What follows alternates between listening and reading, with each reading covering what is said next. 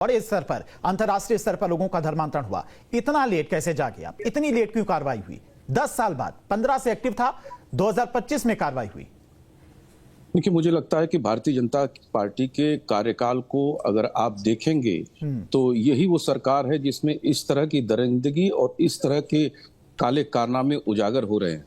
और इस तरह के धर्मांतरण से जो कुछ तरीके से गलत तरीके से प्रलोभन, डरा करके या फिर किसी को लालच में दिखा करके धर्मांतरण करने का जो प्रक्रिया है वो कोई नया नहीं है। लेकिन 185 मामले ऐसे हैं जो उत्तर प्रदेश में चल रही भारतीय जनता पार्टी की सरकार के दौरान जिस पर मामले दर्ज हुए और उससे संबंधित लोग जेलों में बंद हैं।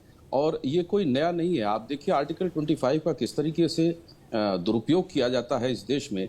यद्यपि भारतीय जनता पार्टी की जहां सरकारें हैं, कुछ राज्यों में कानून भी बना। उत्तर प्रदेश में 2020 में इससे संबंधित कानून बना, 2023 में उसमें अमेंडमेंट लाया गया, उसकी सजा के प्रावधान को और कड़ा किया गया। लेकिन ये जो धर्मांतरण का खेल है, हिंदुओं को जो मोस्ट वल्नरेबल जो समाज है वो निश्चित रूप से देश के अंदर हिंदू समाज है, जिसमें राजनीतिक दल भी रोटी सेकने में पीछे नहीं हटते। और तुष्टीकरण की राजनीति के कारण इस तरह के लोगों को हवा मिलती है। और कहीं न कहीं जो विदेशी फंडिंग है, या फिर केरल में आप देखते होंगे मामला आया जिसमें एनआईए ने मामले दर्ज किए। उत्तर प्रदेश में गौतम करके था, उसका नाम था उमर गौतम, जो आज जेलों में बंद है।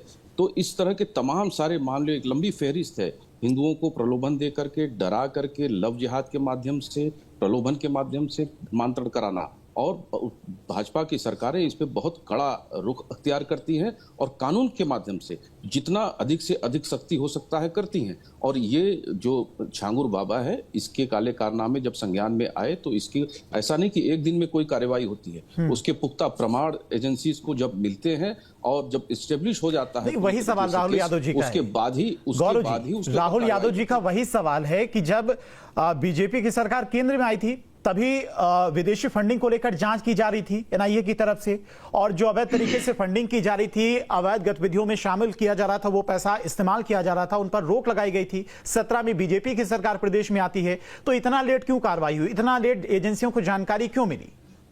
देखिए, इस तरह के जो अपराधी होते हैं ना, वो कानून का बाईपास करके उसके दूसरे सेकंड लाइन के रास्ते बना लेते हैं। और नेपाल के माध्यम से, कई फर्मों के माध्यम से इसने विदेशों से फंड मंगाए, और विदेशों से फंड मंगाने का इतिहास पुराना रहा है। भारतीय जनता पार्टी की जब सरकार आई थी तो उसी समय तमाम एनजीओज और एफसीआरए का कानून, उसमें परिवर्तन लाया गया था। और विदेशी फंडिंग से जो ईसाई मशीनरीज भी जो धर्मांतरण कराती थी आदिवासी क्षेत्रों में, या फिर हिंदुओं का जो धर्मांतरण कराया जाता था, उस पर बड़े पैमाने पर रोक लगी। ऐसा नहीं है कि इसमें सफलता नहीं मिली है सरकार को, लेकिन जितनी सफलता चाहिए उतने अभी उसको प्राप्त करने में मुझे लगता है अभी थोड़ा समय लगेगा। लेकिन ये फॉर्म बदल रहे हैं, ये अपना रूप बदल रहे हैं। ये अमीबा काइंड ऑफ इनका मोडस ऑपरेंडी है। जब देख रहे हैं कि एक तरह से कड़ाई हो रही, तो उसका बाईपास रूट कैसे बनाया जाए वो बना रहे हैं। लेकिन उसमें भी ये सफल नहीं होंगे, क्योंकि जनता भी अब जागरूक हो चुकी है और सरकारें बिल्कुल चाक चौबंद हैं, इनको बिल्कुल मौका देने के लिए तैयार नहीं है। इसलिए केरल जैसे राज्य में भी तमाम लोग इस तरह का खेल करने वाले आज जेल में बंद है। एनआईए सक्रिय है। चाहे किसी भी प्रदेश में अगर इस तरह की हरकत हो रही है, उड़ीसा में हुई, झारखंड में हुई, उत्तर प्रदेश में चल रही है, मेवात में आपने देखा किस तरह से धर्मांतरण का खेल चल रहा था, और उत्तराखंड में आपने देखा किस तरह से वहां की सरकार सख्त रुख अख्तियार की है और इस तरह के चीजों पर रोक लगाई है। तो ये सफल नहीं होंगे। लेकिन इनकी यात्रा जितनी चल गई है वो चल गई है। मुझे लगता है कि अभी इसमें और कड़े कानून की आवश्यकता है, जिसमें धर्मांतरण के सारे रास्ते बंद हो जाए। तो ये कड़े कानून कौन बनाएगा? राहुल, इसमें एक बाधा है जो हमारे आर्टिकल गौरव जी, ये कड़े कानून और सख्ती कौन बरतेगा? सरकार आपकी केंद्र में भी, प्रदेश में भी? बिल्कुल। जो 2020 में कानून बना, 2023 में अमेंडमेंट हुआ और सख्त कानून बनाए गए। उसमें जुर्माने की रकम बढ़ाई गई, 15,000 से 50,000 की गई। जो कारावास की सजा है उसको 10 साल तक किया गया। तो मुझे लगता है कि इसमें और कड़ा कानून बनेगा, और आवश्यकता पड़ी तो आर्टिकल 25 में भी मुझे लगता है कि कुछ न कुछ उस पर अंकुश लगाने का प्रयास किया जाएगा। जिस तरीके से वल्नरेबल जो समाज है, जो सबसे संकट में है, गरीब है, कमजोर है, आदिवासी है, पढ़ा लिखा नहीं है, अशिक्षित है, उसको जिस तरह से ये लोग पढ़े लिखे लोगों को भी धर्मांतरण कराया गया। पहला जो टारगेट था नसरीन का, और उसका हस्बैंड जो था वो भी पढ़ा लिखा था, एक बिजनेसमैन था जिसका धर्मांतरण कराया गया था। पढ़े लिखे लोगों को भी शिकार बनाया इस छांगुर बाबा ने।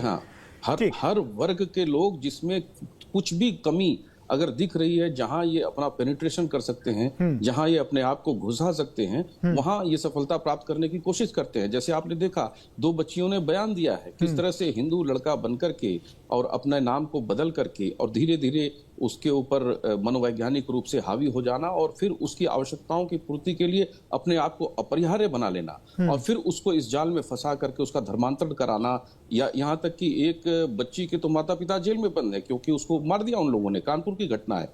तो इस तरह के मामले आ रहे हैं, ऐसा नहीं तो ये अपना खेल करते रहेंगे, लेकिन कानून काम करेगा और बहुत सख्ती से काम करेगा। इसका दुरुपयोग करने का और इसका सवाल तो वही है देने का, कानून अपनी सख्ती से काम करता तो है लेकिन बहुत लेट करता है। ठीक है, एचएस रावत जी, जब विपक्षी इनको मौका देंगे, विपक्षी इनको सहूलियत देंगे इस तरह की चीजों को करने का, ठीक है गौरव जी, आएंगे आपके पास। इनको लगता है कि कानून हमारा क्या। एचएस रावत जी, बस गौरव मिश्रा जी, अच्छा देखिए, बलरामपुर एक सेंसिटिव इलाका है, बॉर्डर का इलाका है, और इससे पहले भी एक खबर सामने आई थी, वहां पर डेमोग्राफी को चेंज करने की कोशिश की जा रही, इस तरह की गतिविधियां चल रही हैं, और वहां पर कई अवैध मदरसों पर भी कार्रवाई हुई है, अवैध मस्जिदों पर भी कार्रवाई हुई है, जो अवैध तरीके से सरकारी जमीनों पर कब्जा करके बनाए जा रहे थे। तो बॉर्डर से सटा इलाका है, सेंसिटिव इलाका है, वहां पर 2015 से अगर कोई इस तरह की करतूत कर रहा था, लोगों का धर्म परिवर्तन करवा रहा था, तो जांच एजेंसियां कहां थी, इतना वक्त क्यों लग गया, सवाल तो यह खड़ा हो रहा है। गौरव जी।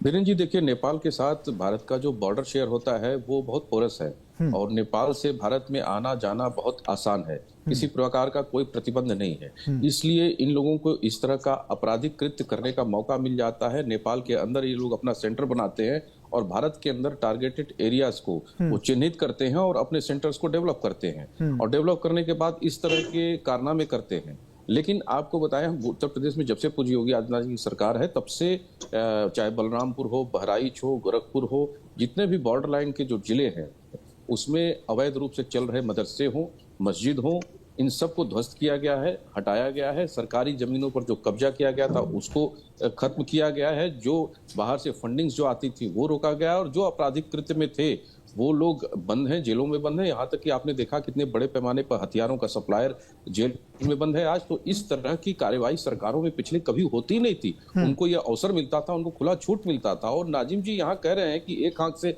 संविधान देखते हैं, एक आंख से अपना धर्म देखते हैं, और यहाँ पर वो कलमा पढ़ रहे हो, क्या क्या पढ़ रहे हैं टीवी चैनल पे बैठ करके।